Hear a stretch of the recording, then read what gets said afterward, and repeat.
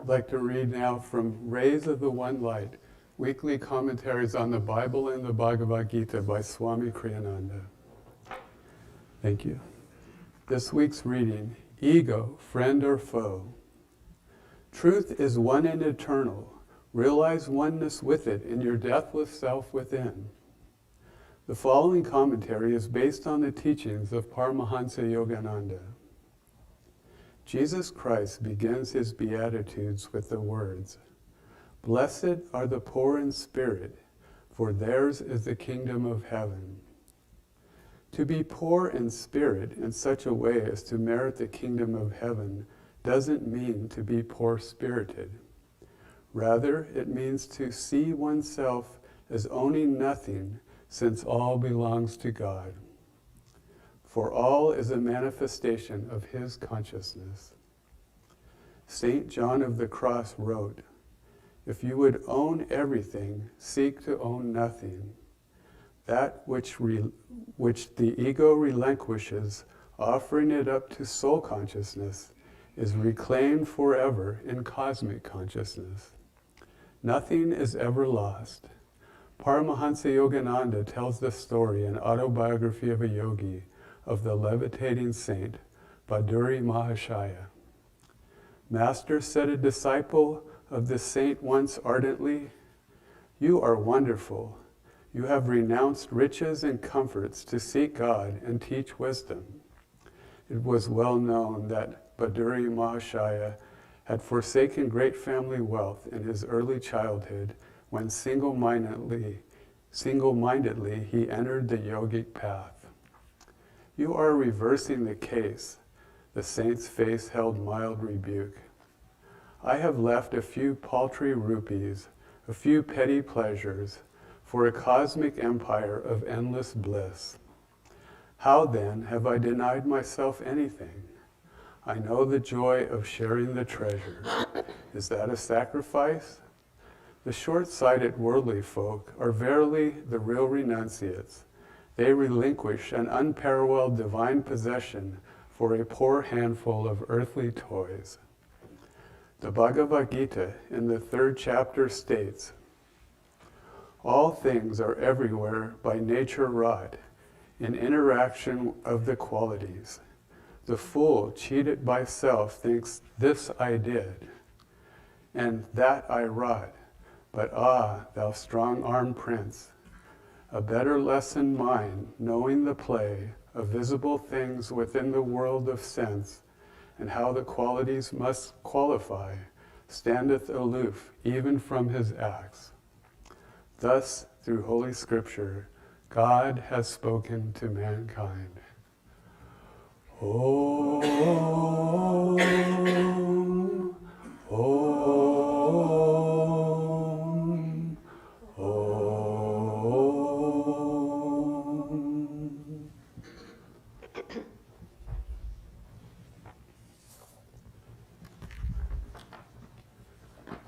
Welcome, friends, to this morning's service.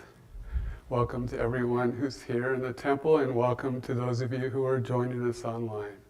For anyone who doesn't know us, my name is Nayaswami Suryadas, and this is my wife, Nayaswami Chandi, and it is our great joy to be here today sharing in our Guru's teachings. So today we're going to talk about ego consciousness and soul consciousness. About 3 weeks ago, I ran into an acquaintance, a friend. He was someone who's not part of Ananda, but I met him shortly after I moved to Sacramento. And he's someone that I really enjoyed talking to, a good person. And I hadn't seen him in a while, and so I greeted him and asked him how he was doing. And I was a little surprised when I got a kind of tirade in response, a long list of grievances of all the things that were going wrong in his life. And I couldn't help but notice that everything he was saying were kind of minor inconveniences. Anyway, we were talking for a while, and then we realized that both of us had recently turned 65 in the last 2 or 3 months. And at a certain point in our conversation, he said, "Well, you know how it is. as you get older, you get grumpier and grumpier.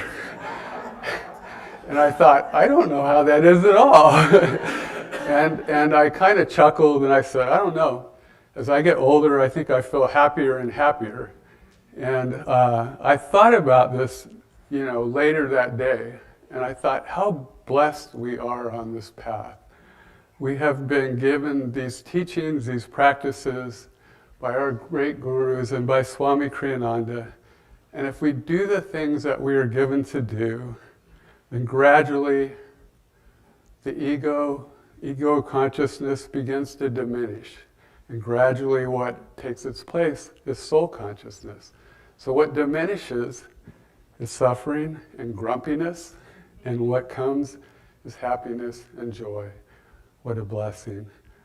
So, some 20 years ago in the early 2000s, Nayaswamis Jyotish and Devi, although I don't think they were Nayaswamis yet at that point, but Jyotish and Devi were traveling through India with Swami Kriyananda.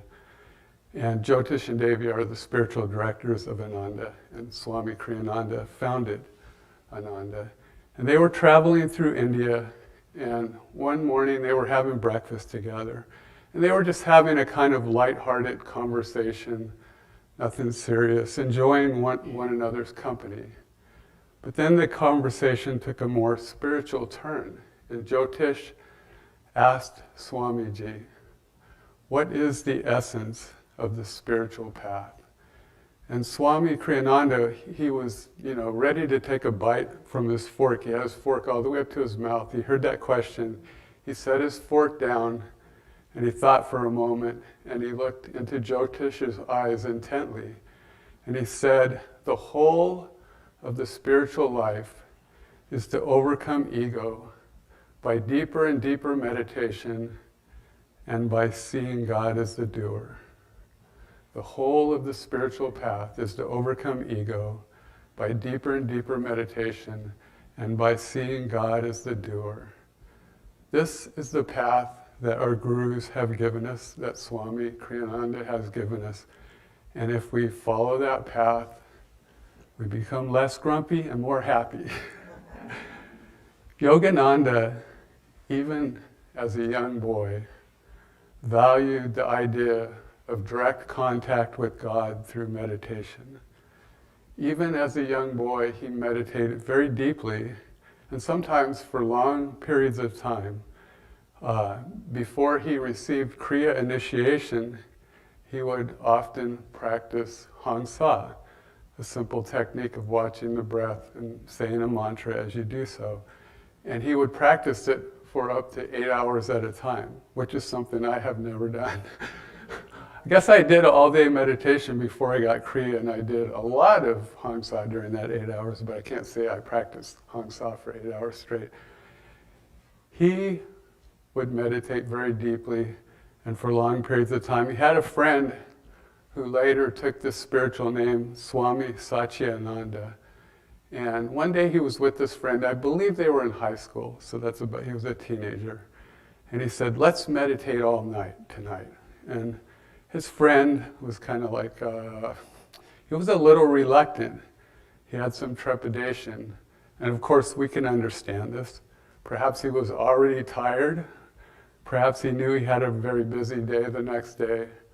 But Yogananda was his friend, and he was more than a friend. He was also a spiritual mentor. And so he overcame his reluctance. He said, yes, Mukunda. Mukunda was Yogananda's name as a child. Yes, Mukunda, I will meditate with you all night tonight. And the two went up to his attic meditation space, and they spent the entire night in meditation, and they went deep into the joy of God.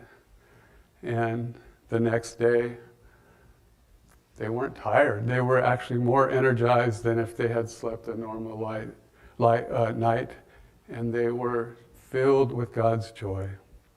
What a blessing. So, Yogananda, for most of us, for many of us, is our guru, and he also is our friend of friends. So how do we respond when we get a little nudging in our mind from Yogananda saying, meditate a little longer. Maybe you should do a 3-hour meditation. Maybe you should go to an all-day meditation. Maybe if you're meditating a half hour a day, he's saying, maybe you should meditate for 45 minutes a day. How will we respond? We probably will feel some reluctance, but will we overcome it? If we do, and we practice the things we're given, and we go a little deeper and a little deeper, Yogananda once said, every meditation should be deeper than the last one. That's a pretty intense statement, and I certainly have not lived up to that. But we should approach each meditation trying to make that happen, bringing energy, bringing intention to each and every meditation as we come to it. In Autobiography of a Yogi, Yogananda tells us about Swami Pranabhananda. Swami Pranabhananda was the saint with two bodies. There's a chapter in the autobiography, the saint with two bodies. And he worked for the railroad, the same railroad that Yogananda's father was a vice president of. And he would work his normal shift, working all day, and then he would go home and with a friend, he would meditate for 8 hours. And he did this night after night after night for actually many years. And he had very, very deep and wonderful insights. He would go deep into the joy of God, into the bliss of God. But always there was this tiny veil still there between him and absolute realization, him and constant contact with God. He would always come back down, and he wanted to remain always in that joy. And so he went to his guru. He was a disciple of Lahiri Mahashaya, and he asked him to help him with this problem. And Lahiri said, what can I do? You need to meditate more profoundly. But Swami Pranabhananda was having none of this. He said, no, sir, no, sir. I know that the God that I worship is fully awake in you, and I know that he can help me with this. And so Lahiri Mahashaya said, go home and meditate. Your wish shall be granted. And from that evening on, he was ever in that joy, always in the joy of God. Now you might think, okay, that's an inspiring story, but how does it relate to me? I can't meditate for 8 hours a day. I know I can't.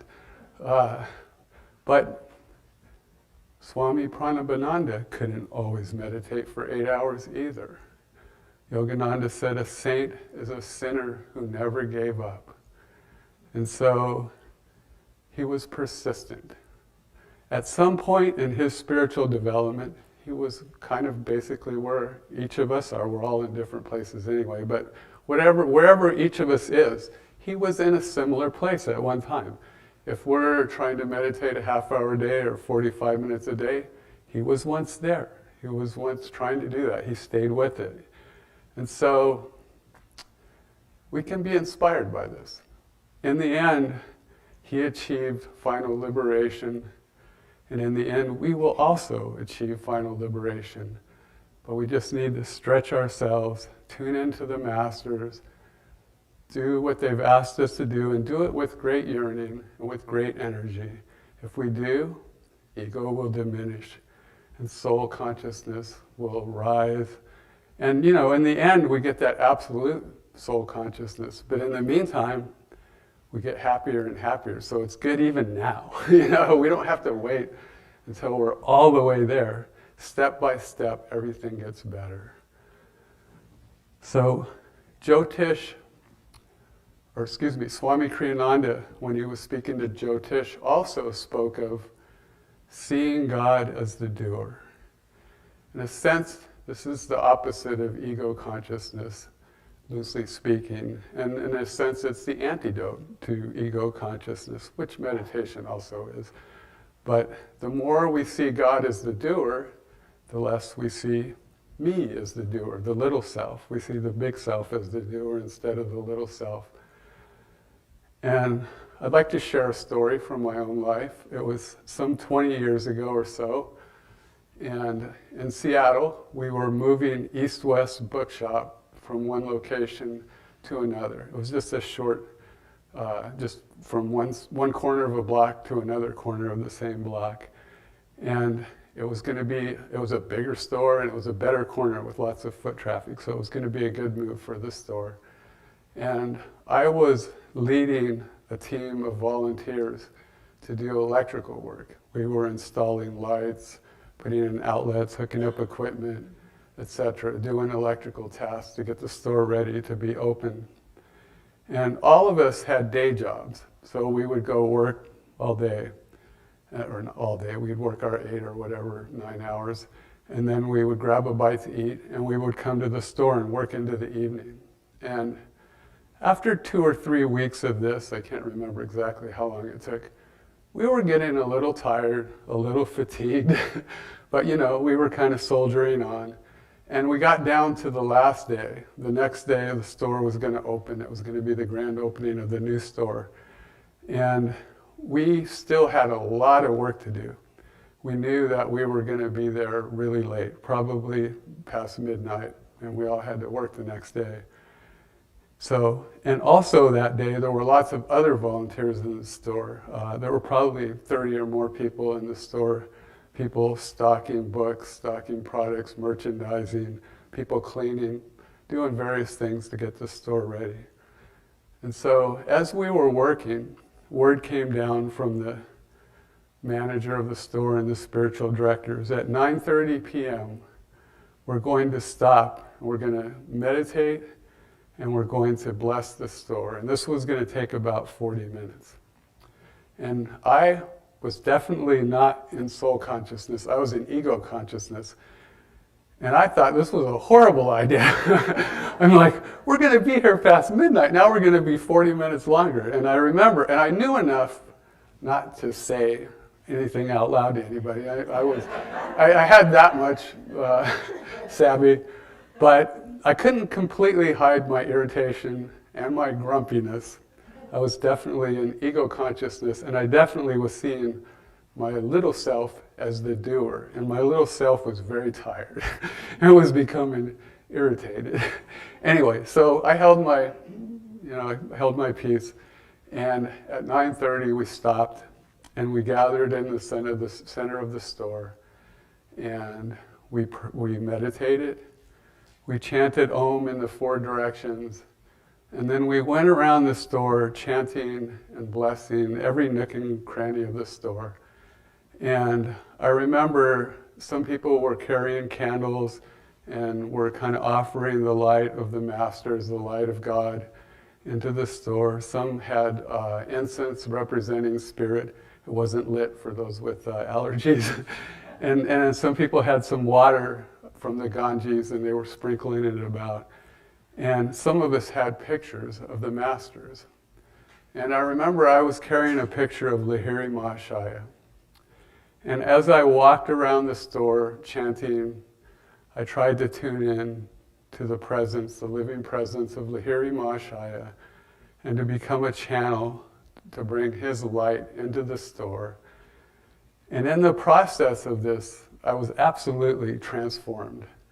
I was lifted up from a state of ego conscious. I won't say I was lifted up to absolute soul consciousness, but I definitely moved way in that direction.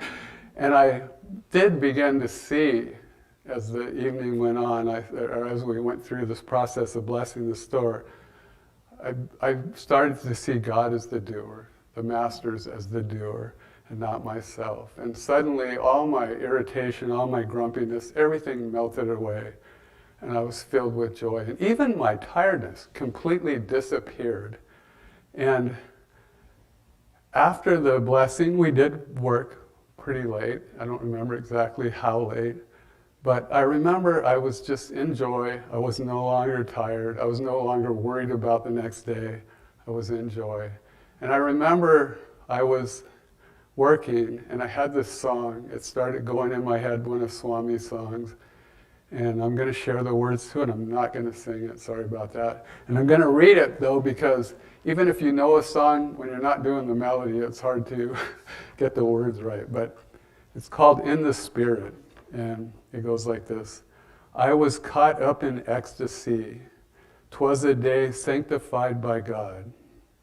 There he showed me the truths of heaven, truths which all seeking him should know, how the soul, made to live in freedom, can reclaim its eternal right, how the night born of our delusion can be fired, blazing with his light. This is the secret of all of it, how the night born of our delusion, that's our ego consciousness, can be fired, blazing with his light. As we live these teachings, as we meditate deeply, as we see God as the doer, more and more, that light enters us, it purifies us, and more we're in joy. And in the end, as I said, we'll know that absolute joy. But in the meantime, it becomes a more beautiful life as we walk this path. Blessings.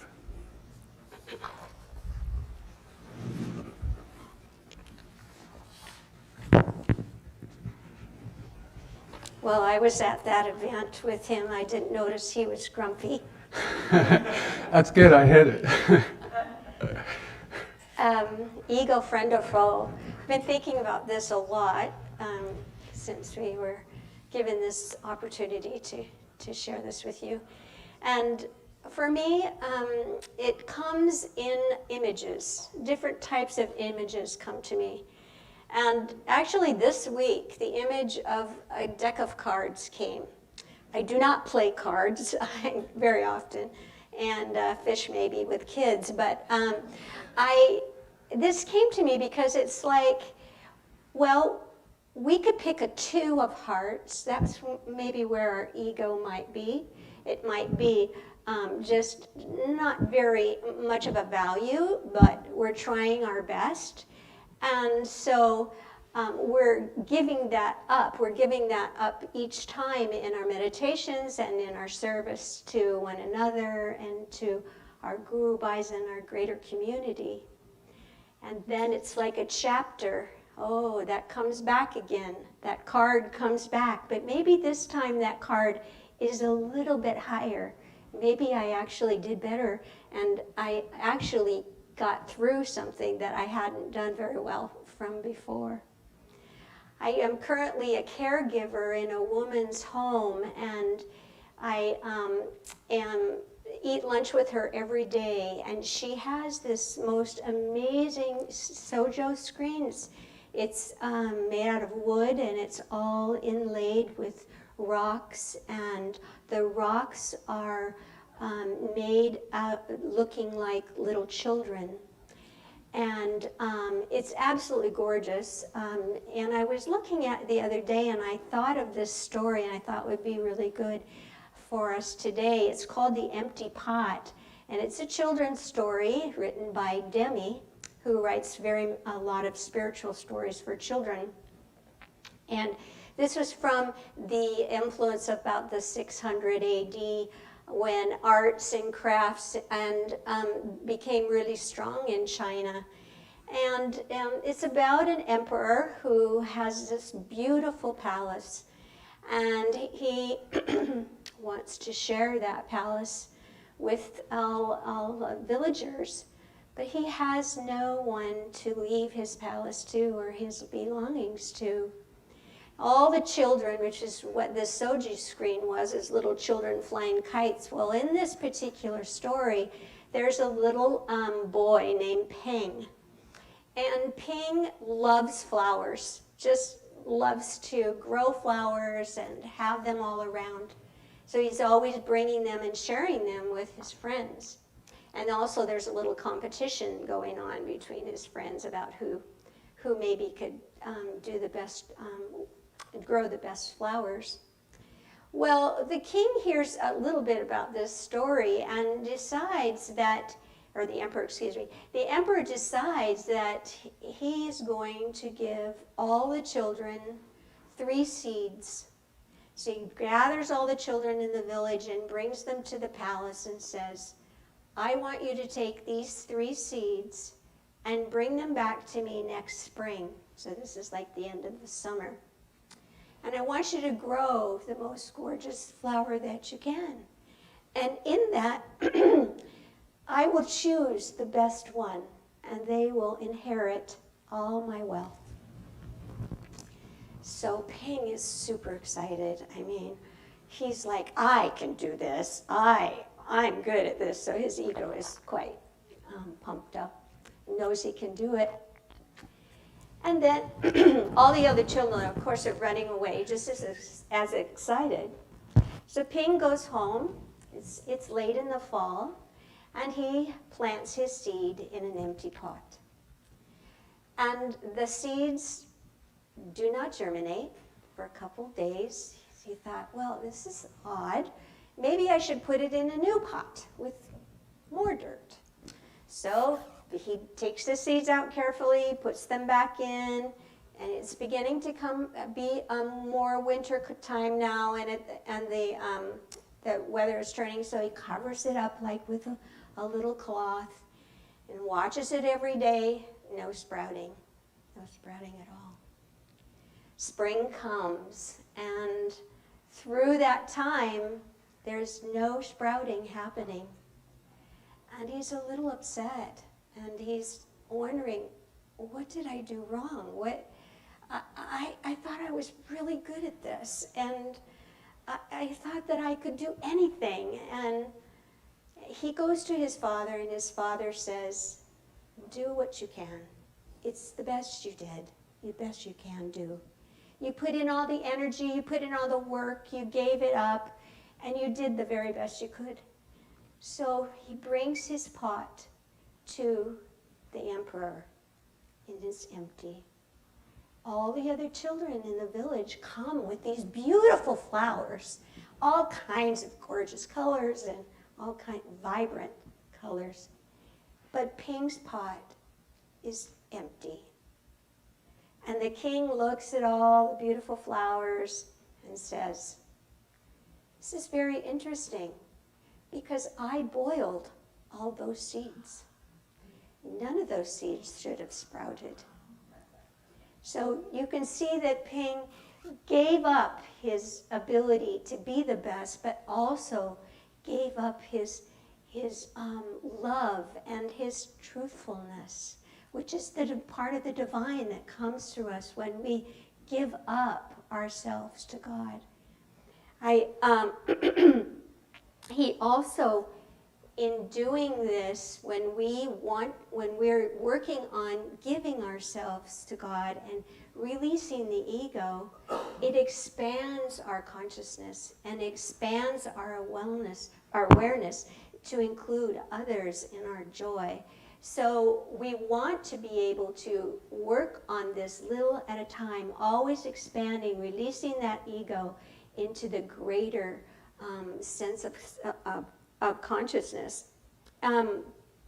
Two different quotes came up to me also when I was preparing this, which is really helpful when we're kind of stuck and we're in the moment and we don't really know what to do. I've started practicing this for some time now, about being able to watch the little ego floating in me and being still and not reacting and being able to offer it up and give of myself without any kind of hold on it and holding it in the light as I move forward through my day. Swami Kriyananda, which is the perfect thing today for the song that we had, Brave of the People, Swami Kriyananda says we need to be warriors. We need to become a divine warrior every day with our daily meditation, offering the ego up. And also in our service to one another, and to also be honest with ourselves.